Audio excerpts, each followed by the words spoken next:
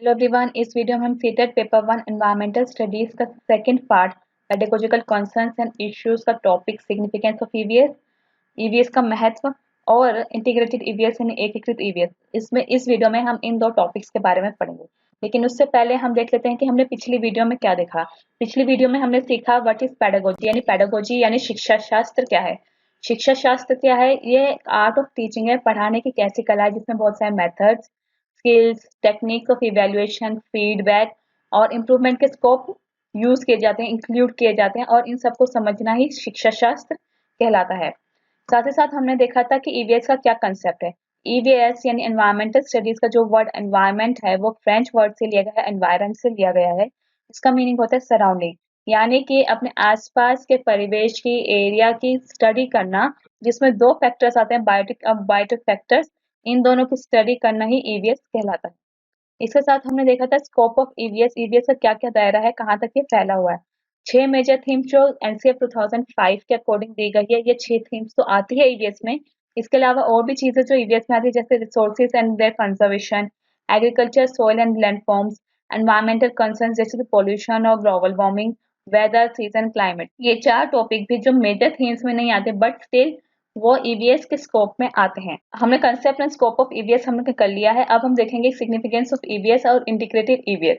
इन सब की वीडियोस आपको चैनल की प्लेलिस्ट एनवायरमेंटल स्टडीज सीटेट में मिल जाएगी। आप वहां जाके ईवीएस की सीटेट की सारी वीडियोस अवेल कर सकते हैं, उन्हें यूज कर सकते हैं, और साथ ही साथ ऑफिशियल वेबसाइट www.dailybytes.in पर जाकर आप सीटेट के प्रीवियस पेपर, सैंपल पेपर की प्रैक्टिस कर सकते हैं और अपनी परफॉर्मेंस बूस्ट कर सकते हैं।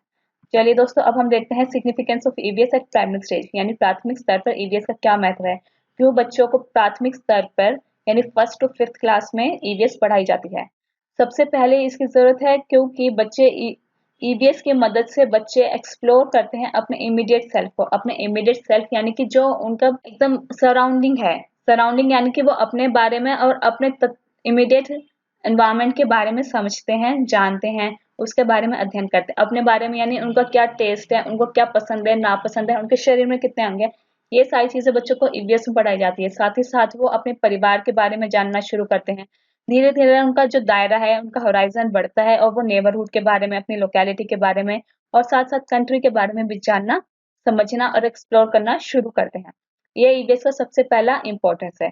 इसके साथ एक इम्पोर्टेंस और ये है कि it draws attention of student towards the activities going on in the environment. उनके एनवायरनमेंट यानी परिवेश में होने वाली गतिविधियों के बारे में वो समझते हैं, उसकी तरफ उसका ध्यान आकर्षित करते हैं। वो उनके बारे में जानने के लिए क्यूरियस होते हैं, जिज्ञासु होते हैं। इसका एक इम्पोर्टेंस ये भी है कि they learn about the nature of their environment, यानी कि जो उनका एनवायरनमेंट है, जो उनका परिवेश है, जिस एरिया में वो रहते हैं, जो जिस एरिया को वो महसूस करते हैं, देखते हैं, उसका कैसा नेचर है, मतलब वहाँ का क्या कल्चर है, वहाँ की क्या रिक्वायरमेंट है, वहाँ पे क्या चीजें, कौन सी चीजें ज्यादा मिलती हैं, वहाँ पे किस चीज की जरूरत ज्यादा होती है, वो इस चीज के बारे में, अपने एनवायरनमेंट के बारे में समझते। They learn through environment for environment, यानी कि वो अपने पर्यावरण के जरिए ही सीखते हैं और पर्यावरण के बारे में ही सीखते हैं। जैसे कि जो पेड़ पौधे हैं, इनके बारे में उन्हें कैसे पता चले, जो जीव जंतु प्राणी उनके एनवायरनमेंट में पाए जाते हैं, उनके बारे में कैसा पता चले। जब वो अपने एनवायरनमेंट का अध्ययन करेंगे तभी तो पता चलेगा। इनके बारे में उनको एनवायरनमेंट के जरिए ही पता चलेगा, मतलब जब वो एनवायरनमेंट में जाएंगे, पर्यावरण में जाएंगे, पार्क में जाएंगे, उन चीजों को देखेंगे, महसूस करेंगे, तभी उनको पता चलेगा और उन्हीं के लिए पता चलेगा, मतलब पर्यावरण के लिए ही पता चलेगा कि वो जो चीजें देख रहे हैं वो कैसी है, क्यों है, कहाँ पाई जाती है। It helps in developing a sense of appreciation towards diversity. Diversity यानी कि जो भिन्नता है, जो सोसाइटी में देखने को मिलती है, हर चीज अलग अलग है, मतलब एक पेड़ दूसरा पेड़, अगर उनकी वैरायटी सेम नहीं है तो वो बिल्कुल भी सिमिलर नहीं है। इस चीज की भिन्नता को, एक मनुष्य दूसरे मनुष्य से अलग है, एक जानवर दूसरे जानवर से अलग है, इस भिन्नता को वो समझेंगे, उसे अप्रिशिएट करेंगे, उसकी प्रशंसा करेंगे और उसके तरफ अपनी एक रिस्पॉन्सिबिलिटी डेवलप करेंगे। They develop a sense of responsibility towards environment, यानी जो एनवायरनमेंट में जितनी भी चीजें हैं, ना सिर्फ नेचुरल एनवायरनमेंट, बायोलॉजिकल एनवायरनमेंट भी और ह्यूमन मेड एनवायरनमेंट भी, इनकी तरफ वो एक रिस्पॉन्सिबिलिटी डेवलप करेंगे कि इस एनवायरनमेंट को उन्हें प्रोटेक्ट करना है, कंजर्व करना है, बचाना है, बढ़ाना है और अपने फ्यूचर जनरेशन को आगे एज इट इज प्रोवाइड करना है। अब हम देखेंगे कुछ ऐसे सिग्निफिकेंस या फिर इम्पोर्टेंस जो एनसीएफ 2005 में स्पेसिफिकली मेंशन है और पेपर में भी इसी के बेसिस पे क्वेश्चंस आते हैं, जो हमने प्रीवियस स्लाइड में देखे थे वो जनरल कंसेप्ट्स थे जो जनरली ईवीएस साइंस या सोशल साइंस को पढ़ाने के लिए यूज किए जाते हैं या उसकी इंपॉर्टेंस बताते हैं। बट जो अब हम डिस्कस करने वाले हैं वो स्पेसिफिकली एनसीएफ में मेंशन है और इनके बेसिस पे क्वेश्चंस आते हैं। सबसे पहला है जो एनसीएफ में मेंशन है वो to nurture the curiosity and creativity of child particularly in relation to natural environment. बच्चों की क्यूरियोसिटी यानी उसकी जिज्ञासा बनाना और उसकी क्रिएटिविटी बनाना, उसको बनाना और एनहेंस करना, आगे बढ़ाते रहना ही ईवीएस का काम है। ईवीएस की जरूरत है ताकि बच्चा जो उसके एनवायरनमेंट में, स्पेशली नेचुरल एनवायरनमेंट में जो चीजें पाई जाती है वो उसके बारे में क्यूरियस हो और क्रिएटिव हो, वो उसके बारे में जाने और उसका कैसे अच्छे से यूटिलाइजेशन किया जा सके ये सब उसके बारे में जान सके। फिर है to engage the child in exploratory and hands on activity. Exploratory मतलब कि जो चीजें वो एक्सप्लोर कर सके, जिसको बारे में वो खुद ढूंढ सके, जिस चीज की वो डिस्कवरी कर सके, उसमें उसे इन्वॉल्व करना। और हैंड्स ऑन एक्टिविटी मतलब ऐसी एक्टिविटीज करवाना जो वो खुद कर सके, ऐसे काम करवाना जिसमें वो अपने आप को इन्वॉल्व कर सकते हैं, अपने आप की फिजिकल एक्टिविटीज को वो इन्वॉल्व कर सके। तो इसके लिए जो बेसिक कॉग्निटिव और साइकोमोटर स्किल्स है वो डेवलप कर सकते हैं, यानी अपने दिमाग का संज्ञानात्मक इस्तेमाल कर सके और साइकोमोटर यानी हाथ पैर सर आईज इन सब चीजों का वो यूज कर सके through observation classification and inference etcetera. Example मैं इसमें आपको देती हूँ। जो मान लीजिए उसको दो तरह की पत्ती दिखाई गई है, एक आम की पत्ती है और एक नीम की पत्ती है। वो बच्चा उसे ऑब्जर्व करेगा, उसे एक्सप्लोर करेगा कि दोनों में क्या डिफरेंस है, क्लासीफाई करेगा किस बेसिस पे डिफरेंस आ रहा है, वो इन्फ्रेंस करेगा कि उसमें दोनों में क्या क्या डिफरेंसेस हैं। इन सब चीजों को वो एक्सप्लोर करेगा और हैंड्स ऑन एक्टिविटीज करेगा। इस चीज को encourage करने के लिए ईवीएस की जरूरत है। फिर है to train the children to locate and comprehend relation between natural social and cultural environment. बच्चे को इस तरह से ट्रेन करना कि जो नेचुरल एनवायरनमेंट है, सोशल एनवायरनमेंट है, कल्चरल एनवायरनमेंट है, बायोलॉजिकल एनवायरनमेंट है, बिल्ड एनवायरनमेंट, इन सभी में वो रिलेशन स्थापित कर सके। जो हमने पहले बात करी थी कि ईवीएस का कंसेप्ट क्या है। ईवीएस का जो कंसेप्ट है वो ये कहता है कि बायोलॉजिकल, नेचुरल और ह्यूमन मेड एनवायरनमेंट में रिलेशन स्थापित करना। इस चीज को करने के लिए बच्चे को इस तरह काबिल बनाना कि वो अपने आप ही इन तीन चीजों में रिलेशन स्थापित कर पाए। फिर to develop qualitative skills among children through understanding of environmental issues.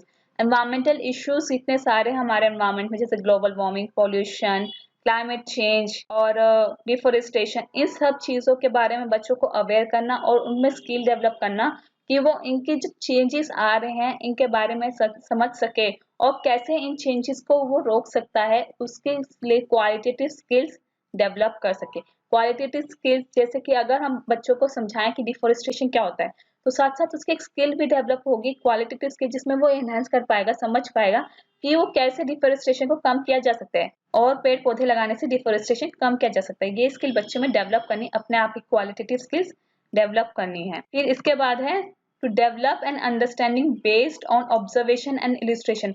Observation और इलिस्ट्रेशन के बेस पे एक अंडरस्टैंडिंग डेवलप करना, drawn from lived experience and physical, biological, social, cultural aspects of life rather than abstraction. Abstraction मतलब होता है अमूर्त रूप से बच्चों को बताना, मतलब कि जो चीजें वो दिख नहीं सकती उन चीजों को इस्तेमाल करके बच्चों को समझाना, बताना, उसका अंडरस्टैंडिंग डेवलप करना। लेकिन हमें ऐसा नहीं करना।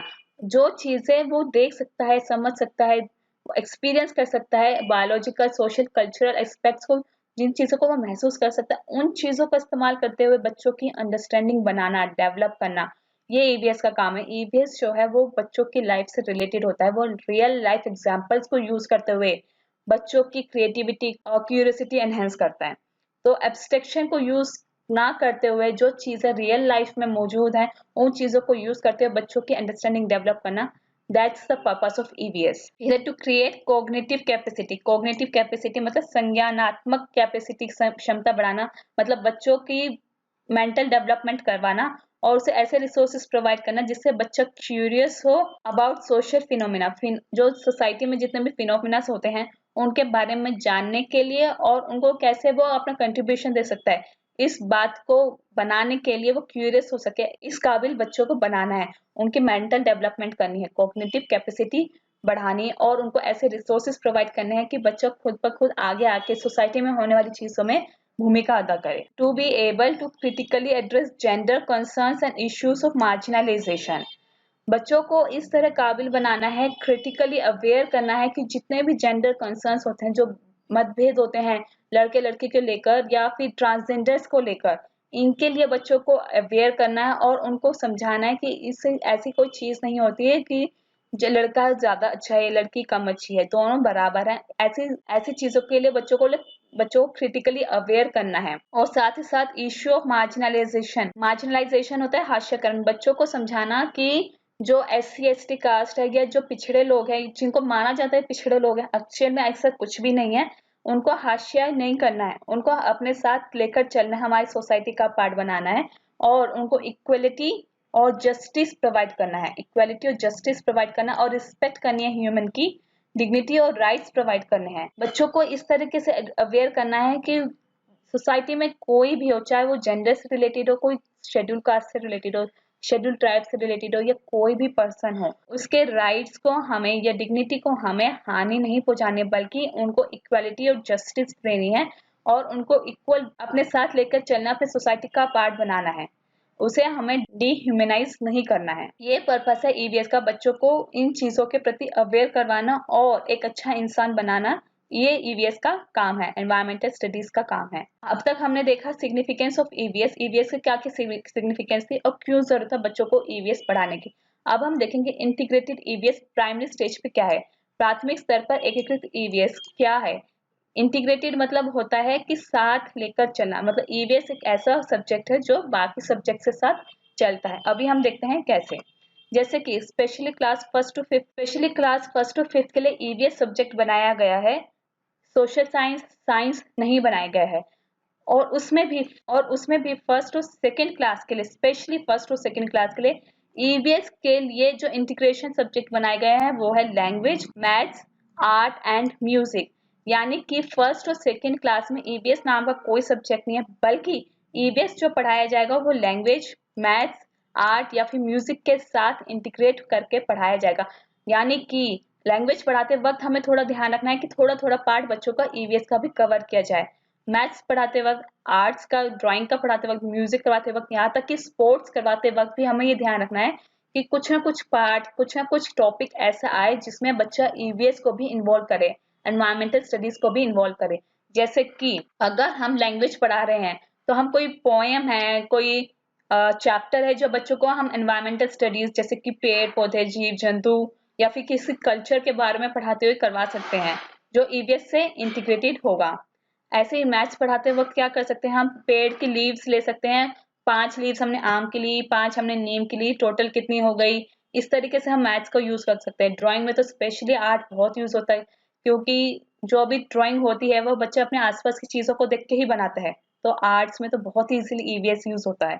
साथ ही साथ म्यूजिक, म्यूजिक में भी EVS बहुत इजीली यूज हो सकता है। कैसे, जो कल्चरल म्यूजिकल इंस्ट्रूमेंट्स हैं, ये कल्चरल म्यूजिकल सॉन्ग्स हैं, उसमें बच्चों को EVS इंटीग्रेट करके पढ़ाया जा सकता है बहुत इजीली। और बहुत अच्छे से EVS को फर्स्ट और सेकंड क्लास में इंटीग्रेट किया जा सकता है। इसलिए सेपरेट कोई सब्जेक्ट और कोई टेक्स्ट बुक EVS की फर्स्ट और सेकंड क्लास में नहीं है, और ना ही EVS को अलग से इवेल्युएट किया जाता है। EVS का इवेल्युएशन अलग से नहीं होता। लैंग्वेज, मैथ्स पढ़ाते वक्त या आर्ट्स म्यूजिक पढ़ाते वक्त ही EVS का थोड़ा थोड़ा टॉपिक लिया जाता है और उसे में ही बच्चों को EVS का थोड़ा थोड़ा पार्ट पढ़ाया जाता है। EVS should be integrated with learners real life. EVS जो है बच्चों की रियल लाइफ से इंटीग्रेट होना चाहिए। ऑब्वियसली जो EVS क्या है, सराउंडिंग है, यानी कि बच्चों की रियल लाइफ, डेली लाइफ से वो इंटीग्रेट होता है। फिर है थर्ड टू फिफ्थ क्लास के लिए। अभी हमने फर्स्ट और सेकंड की बात करी, अब थर्ड टू फिफ्थ क्लास के लिए क्या है। थर्ड टू फिफ्थ क्लास के लिए भी EVS है, इंटीग्रेटेड EVS है, लेकिन इस EVS में क्या इंक्लूड है, साइंस।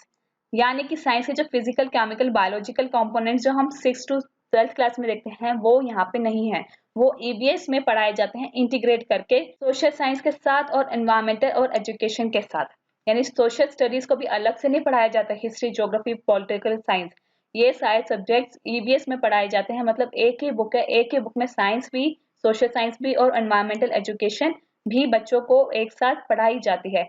मतलब जब EVS पढ़ाई जाती है बच्चों को ये नहीं कहा जाता बेटा ये सोशल साइंस है, बेटा ये साइंस है, नहीं, वो सिर्फ EVS होती है। EVS रियल लाइफ से लिंक करके पढ़ाई जाती है और उसमें वो सारे कंपोनेंट्स लिए जाते हैं जो सोशल साइंस और साइंस के आते हैं। एनवायरमेंटल एजुकेशन में स्पेशली प्रोटेक्शन और कंजर्वेशन की बात होती है, किसकी, एनवायरनमेंट की। एनवायरनमेंट के प्रोटेक्शन कंजर्वेशन से रिलेटेड जो भी चैप्टर है वो सारे ईवीएस में पढ़ाए जाते हैं, अलग से इसके लिए कोई बुक्स नहीं है। सोशल स्टडीज, साइंस और एनवायरमेंटल साइंस, ये तीनों मिलके क्या बनाते हैं, ये तीनों मिलके बनाते हैं एनवायरमेंटल स्टडीज। और ये तीनों टॉपिक्स या ये तीनों बुक्स या आप कह सकते हैं कि ये तीनों सब्जेक्ट्स तीनों मिलकर इंटीग्रेटेड ईवीएस बनाती हैं। अब तक के लिए इतना ही दोस्तों। आई होप आप लोगों को ये समझ आएगा। अगर आपको ना समझ आए तो आप कमेंट बॉक्स में जाके कमेंट कर सकते हैं, आपको आपके वहां पे जवाब जरूर मिलेंगे। अब तक के लिए इतना ही दोस्तों, बने रहिए हमारे साथ व्हाट्सएप, फेसबुक, इंस्टाग्राम, टेलीग्राम पे। इनके लिंक्स आपको डिस्क्रिप्शन बॉक्स में मिल जाएंगे। Thank you and have a nice day. Comment करना ना भूलें।